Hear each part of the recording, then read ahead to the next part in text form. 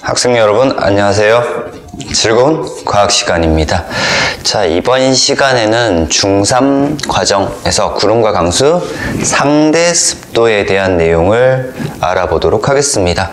자, 지난 시간에 수증기량이랑 이슬점에 대해서 배웠어요. 그쵸? 자, 그리고 이번 시간에 상대 습도 볼 건데 일단 습도에 대한 개념부터 정리를 하고 상대 습도에 대해서 볼게요. 습도. 공기의 건조하고 습한 정도야. 그래서 습도는 건조하거나 습한 정도를 나타내는 것이 습도라고 얘기를 해요. 그렇죠? 건조하거나 습한 정도. 근데 얘네들이 절대 습도라는 것도 있어. 절대 습도. 현재 수증기량, 실제 수증기량을 절대 습도라고 얘기를 하는데 우리는 전체 공기가 포함할 수 있는 수증기량에 대해서 지금 현재 얼마만큼 포함하고 있는가를 따져야 돼. 그래서 상대적인 양을 따진단 말이야. 그래서 그 습도를 상대 습도라고 얘기를 해요. 상대 습도. 그래서 상대 습도는 일반적으로 습도를 나타내는 상대 습도라고 얘기를 하는데 상대 습도 구하는 식 정도 알면 돼. 전체 포함할 수 있는 수증기량 중에서 내가 실제로 포함하고 있는 수증기량이라 그랬어. 그래서 상대 습도 구하는 식은 보통 퍼센트로 나타내요. 상대 습도 구하는 식. 상대 습도는 현재 공기가 가지고 있을 수 있는 현재 기온에서의 무슨 수증기량? 포화 수증기량 분의 현재 기온에서 포화 수증기량 그램 퍼 킬로그램, 공기 1kg 속에 들어있을 수 있는 최대로 포함할 수 있는 포화 수증기량 분의 내가 지금 가지고 있는 지금 현재 기온에서 지금 가지고 있는 실제 수증기량 얘도 1kg당 얼마만큼 들어있는가를 따지는 거지. 실제 수증기량에다가 곱하기 100 한 것이 상대 습도라고 얘기를 합니다. 그래서 이때 온도는 같아야 되겠죠. 그래서 현재 기온에서의 포화 수증기량분의 현재 기온에서의 실제 수증기량 곱하기 100 한 것이 상대 습도다 라고 알면 돼요. 그래서 상대 습도 구하는 식 정도는 꼭 외우자. 이 정도는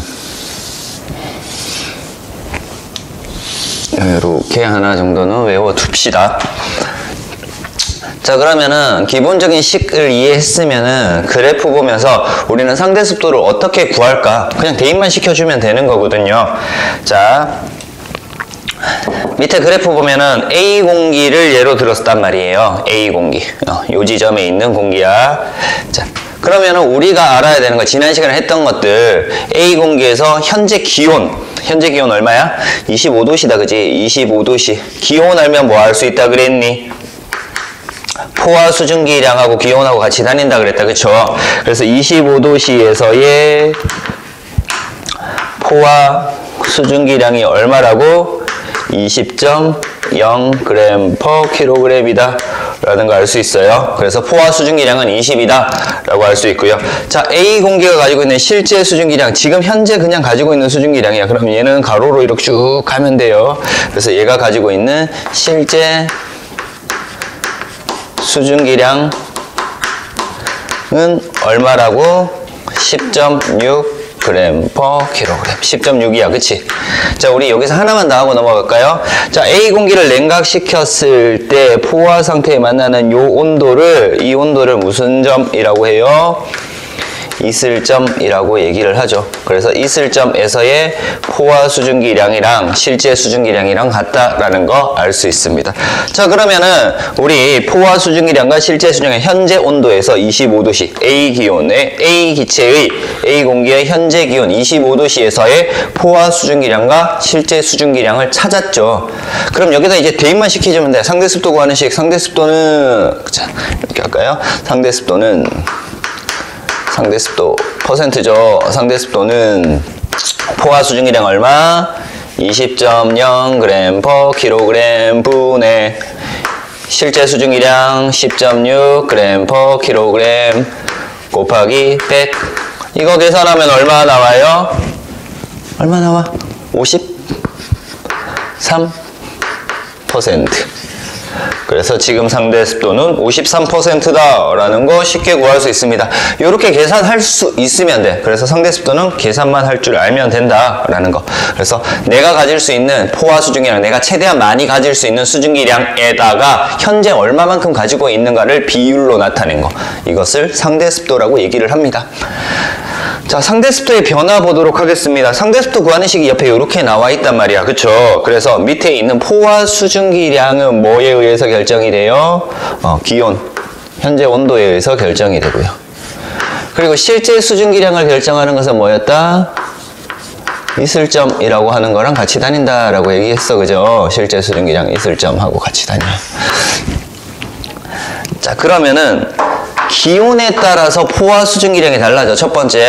그래서 책에 있는 내용들 보면은요, 첫 번째는 뭐가 나오냐면 기온이 일정할 때 나와 있어. 자, 기온이 일정하다라는 얘기는 뭐가 일정하다? 늘 같이 다니는 거 있었잖아요. 포화 수증기량이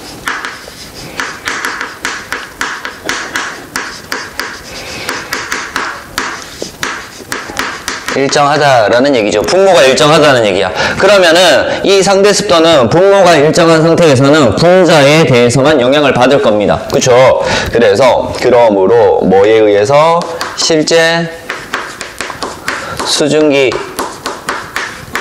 량에 의해서 결정이 될 건데, 얘가 많으면은, 실제 수증기량이 많아지면은 습도가 어떻게 된다고? 높아질 거고요. 얘가 적으면은 습도가 낮아지더라. 그래서 실제 수증기량, 기온이 일정할 때는 포화 수증기량이 같기 때문에, 일정하기 때문에 실제 수증기량에 의해서 결정이 되고요. 실제 수증기량이 많으면은 상대 습도가 높은 것, 실제 수증기량이 적으면은 상대 습도가 낮은 것이다 라고 알면 됩니다. 자, 이번에 두 번째는 뭐가 일정하냐면 수증기량이 일정할 때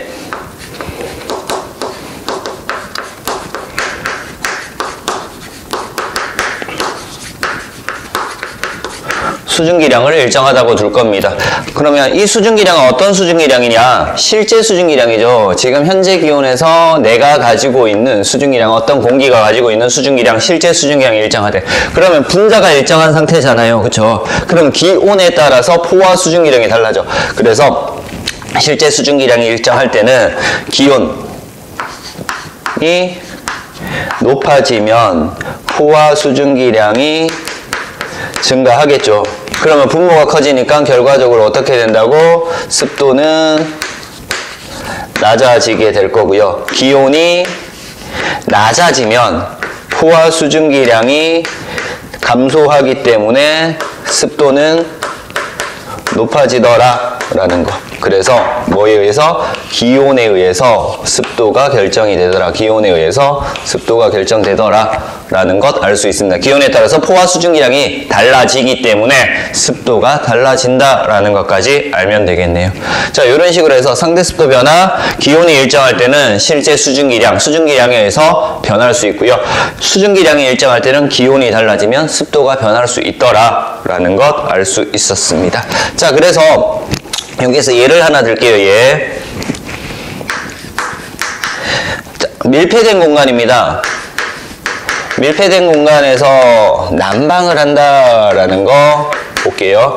자, 밀폐되어 있다라는 얘기는 뭐니? 밀폐되어 있다는 얘기는 수증기량의 변화가 없다라는 거야. 그지? 수증기량이 일정하다라는 얘기고요. 난방을 한다는 얘기는 기온이 높아진다. 그래서 포화 수증기량이 증가한다라는 얘기지. 자, 그러면 수증기량이 일정할 때 기온이 높아져서 포화 수증기량이 증가하게 되면은, 수증기량이 일정할 때 기온이 높아져서 포화 수증기량이 증가하게 되면 뭐가 낮아져? 습도가 낮아진다. 건조해지더라 라는 거지. 그래서 겨울철에 문 닫아 놓고 난방을 하게 되면 어떻게 돼? 습도가 낮아진다. 건조해진다 라는 거 알 수 있습니다. 됐습니까? 자, 이렇게 해서 상대 습도의 변화 잠깐 봤고요. 자, 그 다음 맑은 날 하루 동안 기온, 상대 습도, 이슬점의 변화에 대한 것들 보도록 하겠습니다. 자, 그래프 보면서 분석할게요. 앞에 있는 내용들을 제대로 이해를 했으면은 이 그래프만 봐도 쉽게 이해를 할 수 있습니다. 자, 그래프 보면은요. 자, 두 가지 볼 거야. 해 뜨기 전 새벽 6시경에 봐요. 새벽 6시경 해 뜨기 전에는 기온이 어떻게 된다? 노란색이 기온이니까 기온은 최소야, 그지? 낮아져 있는 상태야. 낮아져 있어. 기온이 낮아지니까 기온하고 같이 다니는 게 뭐였니? 포화 수증기량이잖아. 포화 수증기량도 적더라라는 거. 그리고 언제? 요 시간 낮이지, 그지? 한 14시에서 15시 사이경. 이때는 기온이 높아져. 그러면은 포화 수증기량이 증가하더라라는 거 정도 알아두면 돼. 자, 요거 보고요. 이제 뭐 볼 거냐면 이슬점 볼 거야. 이슬점. 이슬점 봤더니 하루 동안 이슬점이 거의 일정하다라는 거 알 수 있어. 이슬점이 거의 일정하다. 자, 이슬점이 거의 일정하다는 것은 어떤 수증기량? 얘네들이 가지고 있는 실제 수증기량이 어떻다? 일정하다. 변하지 않더라 라는 거 알 수 있단 말이야. 됐죠? 얘가 조건이야. 이슬점이 거의 일정하다. 실제 수증기량이 일정하다. 그러면은 여기에서 상대 습도 구하는 식을 볼게요. 실제 수증기량이 일정한 상태에서 기온이 변하면은 포화 수증기량이 변하면은 상대 습도가 달라진다라는 거 알 수 있죠. 맞아요? 자, 그래서 자, 여기서는 실제 수증기량이 일정할 때 포화 수증기량, 기온이 낮아지면서 포화 수증기량이 감소했기 때문에 상대 습도가 어떻게 된다? 높아졌다라는 거 알 수 있고요. 기온이 낮아져서 포화 수증기량이 감소했기 때문에 상대 습도가 높아졌고요. 자, 14시에서 15시경에는요, 실제 수증기량이 일정할 때 기온이 높아짐으로 포화 수증기량이 증가한 거죠. 그러면 어떻게 돼? 상대 습도가 어떻게 된다? 낮아지더라. 이렇게 습도가 변하는 이유는 기온 때문에 변하는 거죠. 실제 수증기량이 일정할 때 기온 때문에 변하는 거야.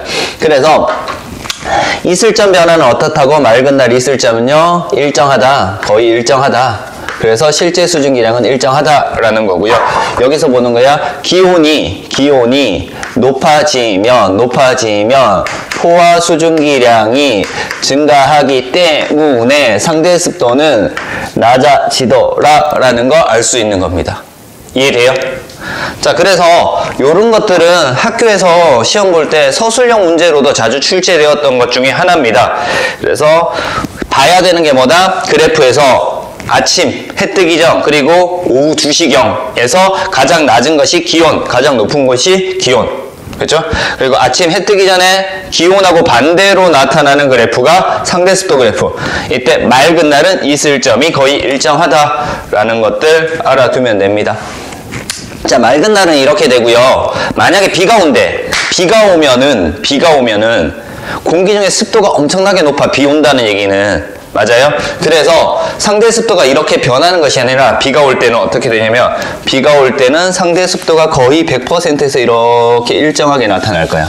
얘가 상대 습도가 될 거야. 비 오는 날.